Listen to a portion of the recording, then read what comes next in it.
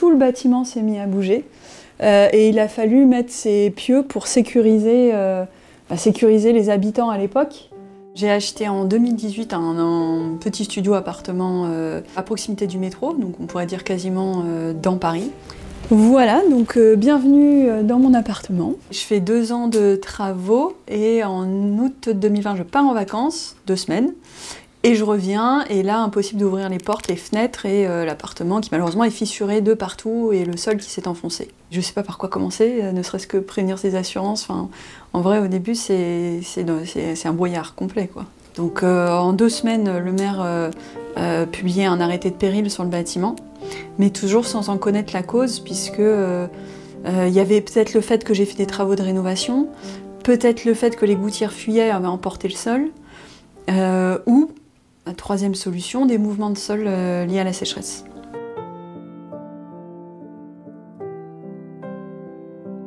C'est peut-être 1 an et demi après la date de août 2020, donc après la date du sinistre, qu'on commence à comprendre ce qui s'est passé scientifiquement et à poser les noms de sécheresse, les mots de sécheresse sur le sinistre. Le sol n'avait jamais atteint une sécheresse dans des telles profondeurs, parce qu'il y a des fondations sur notre maison de 80 cm, des fondations qui étaient adaptées à des constructions d'il y a 1 siècle et demi.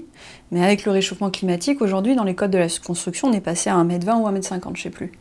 Voilà, donc en fait, ces fondations de 80 cm ne sont plus adaptées à des changements de température qui vont toucher le sol sur des profondeurs bien plus élevées qu'avant. Et il se trouve que le bassin parisien, c'est un bassin qui est argileux, comme pas mal d'endroits en France, et qu'en fait, quand la sécheresse et la température montent, le sol se fissure de la même manière, en plaques comme ça.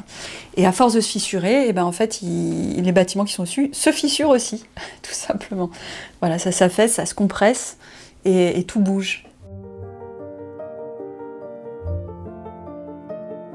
Le sol s'est affaissé. Le parquet où on est, il est rentré dans le sol.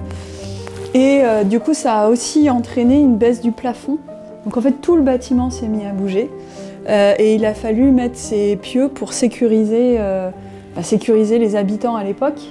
Aujourd'hui, le bâtiment est vide, mais on a réussi à vivre encore quelques années avec ces structures de soutien. Pour comprendre l'impact que ça peut avoir sur une vie, une telle situation, j'ai commencé par appeler des gens à qui c'était arrivé. La première personne m'a dit « Bon, bah, moi j'ai failli divorcer. » Au bout de 12 ans, on n'en pouvait plus. Et l'autre, il avait chopé un cancer. Bon, déjà, je me suis dit, 12 ans, je ne vais pas tenir, et je veux pas de cancer, et je veux pas de divorce. Bon, voilà, j'ai raccroché, je me suis dit, ok, la route va être longue.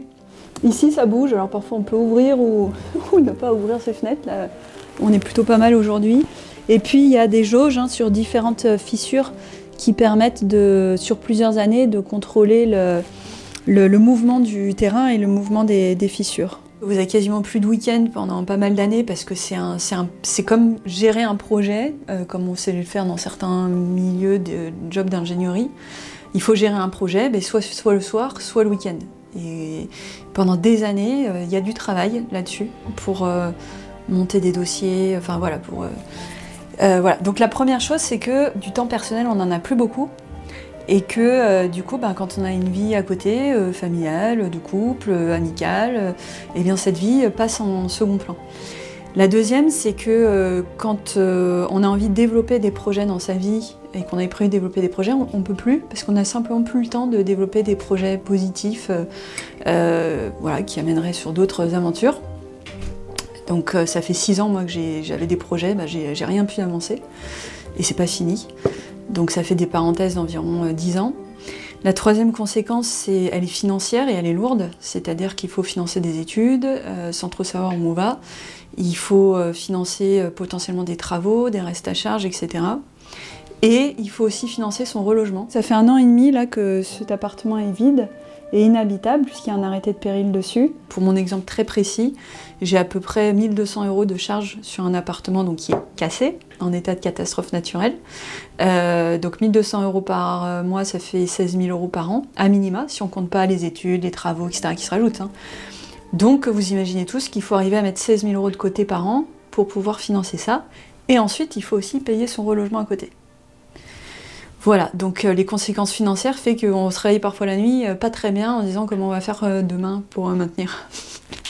Le plus important pour moi, c'est d'alerter le reste des citoyens de ce qui se passe et de l'actualité du changement climatique. Les conséquences, elles sont aujourd'hui, le changement climatique il démarre aujourd'hui. Elle va toucher, ce réchauffement climatique va toucher de nombreuses personnes et l'action, pour moi, c'est son but principal, c'est d'informer les gens, de les sensibiliser à cette problématique-là. Je pensais effectivement pas être touchée en milieu urbain par ces questions de changement climatique et qu'en fait, si, c'est un fait, en plein centre-ville, à proximité de Paris, on n'est pas spécialement dans le sud, et donc on a des problèmes de sécheresse et de mouvement de sol. Et ça démontre aussi que ce changement climatique est en cours déjà depuis, on le sait, de nombreuses années, mais il est actuel, c'est-à-dire que c'est aujourd'hui qu'on en voit déjà les premières conséquences. Pour une catastrophe naturelle, il faut que la catastrophe naturelle se soit déroulée pile dans le laps de temps reconnu par le ministère de l'Intérieur, c'est-à-dire 2 semaines ou 1 mois en août 2020.